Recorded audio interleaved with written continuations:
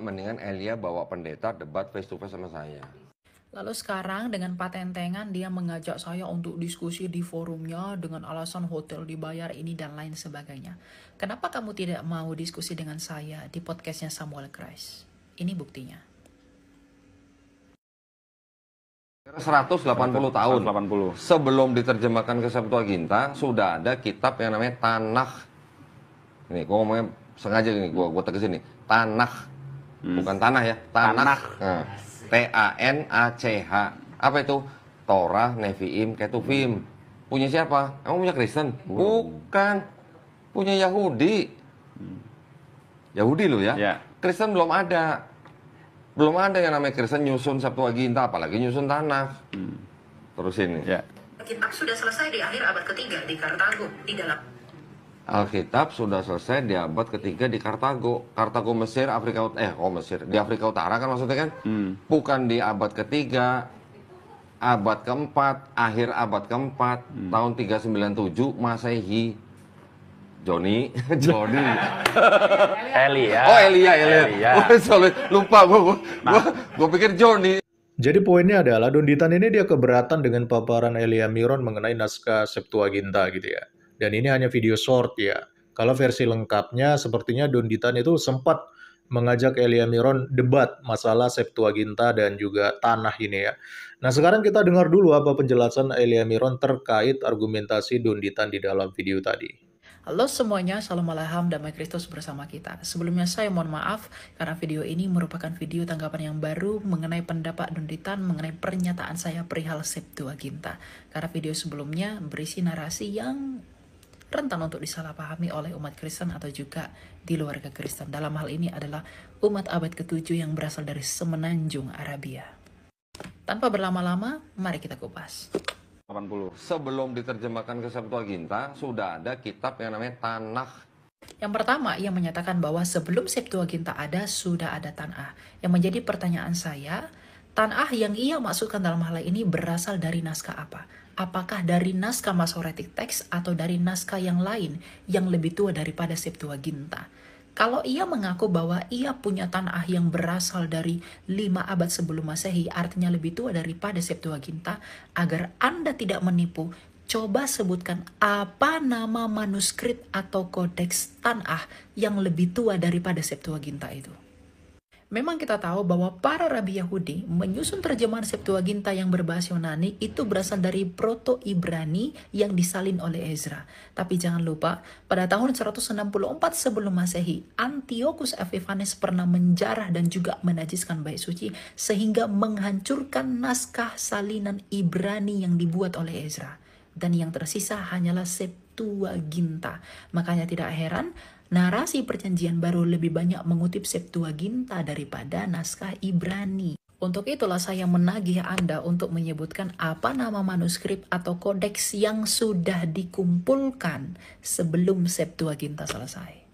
Dengan demikian saya mau mengajarkan teman-teman bahwa Tanakh yang berbahasa Yunani di Septuaginta itu lebih valid dan lebih sahih daripada Tanakh yang berbahasa Ibrani di zaman sekarang dan yang dipegang oleh Don Ditan. Karena yang dipegang oleh Don Ditan itu Tanakh yang berasal dari naskah Masoret dari abad ke-9 dan 10 dari Kodeks Aleppo dan Leningrad. Karena kodeks atau manuskrip sebelum Septuaginta itu tidak ada. Kalau ada coba sebutin namanya apa. Ya, jangan menipu. Semua penulis perjanjian baru mengutip dari Septuaginta. Lalu ia mengatakan bahwa hampir semua perjanjian baru itu mengutip narasi Septuaginta. Justru narasimu ini membuktikan bahwa memang orang Yahudi pada masa itu menggunakan Septuaginta. Karena salinan Ibrani yang terakhir yaitu salinan Ezra itu sudah dihancurkan pada masa penjarahan bait suci di zaman Makabe oleh Antiochus Epiphanes. Dan kalau Anda membela diri dengan mengatakan bahwa karena perjanjian baru memang berbahasa Yunani, makanya mengutip dari Septuaginta yang berbahasa Yunani, ini bukan tentang terjemahannya tetapi tentang narasinya dan isi kontennya. Misalnya, orang Yahudi di Perjanjian Baru merayakan Hari Raya Hanukkah atau Hari Raya Terang. Dan sampai sekarang pun orang Yahudi melakukan Hari Raya Hanukkah. Dan tentang Hanukkah, itu tidak ada di dalam tanah Ibrani Masoret yang dipakai oleh orang Yahudi di zaman sekarang. Dan Hanukkah pun tidak ada di dalam tanah yang kamu pegang itu yang tidak jelas keberadaannya dari mana. Adanya malahan di Septuaginta, di dalam tulisan Makabe. Ini membuktikan bahwa orang Yahudi pada masa itu memang menggunakan Septuaginta. Makanya para murid mengutip narasi Septuaginta. Bukan karena perjanjian baru Yunani dan Septuaginta Yunani, maka perjanjian baru harus mengutip dari Septuaginta bukan dari Ibrani. Karena memang Yahudi pada masa itu menggunakan Septuaginta, karena naskah Ibrani sudah habis dihancurkan di zamannya Makabe, makanya perjanjian baru mengutip narasi Septuaginta yang berbahasa Yunani. Bahasa Yunani itu dikritik, kemudian ada yang diubah-ubah. Diubah-ubah, kenapa diubah-ubah? Supaya masuk ke dalam teologinya Kristen. Lalu yang berikutnya dia mengatakan bahwa di abad kedua dan di abad keempat ada bapak-bapak gereja yang mengkritik Septuaginta lalu merubahnya dengan meresensinya agar sesuai dengan teologi kekristenan. Padahal dia sendiri yang ngomong kalau perjanjian baru itu mengutip narasi Septuaginta. Perjanjian baru yang adalah dasar iman kami itu sudah selesai ditulis sebelum abad pertama berakhir. Lalu sekarang dia dengan seenak udel mengatakan bahwa bapak-bapak gereja yang merubah agar sesuai dengan teologi kekristenan. Astaga unta, kenapa sih nggak konsisten? Lagi pula, Anda sendiri yang ngomong begini nih. Septuaginta yang bikin bukan Kristen, yang nyusun bukan Kristen. Dan asumsi dia yang mengatakan bahwa bapak-bapak gereja telah merubah Septuaginta itu dibantah oleh fakta sejarah sejarawan Yahudi dalam bukunya berikut ini. Silakan dibaca. Mendingan Elia bawa pendeta debat face to face sama saya. Lalu sekarang dengan patentengan dia mengajak saya untuk diskusi di forumnya dengan alasan hotel dibayar ini dan lain sebagainya. Kenapa kamu tidak mau diskusi dengan saya di podcastnya Samuel Christ? Ini buktinya.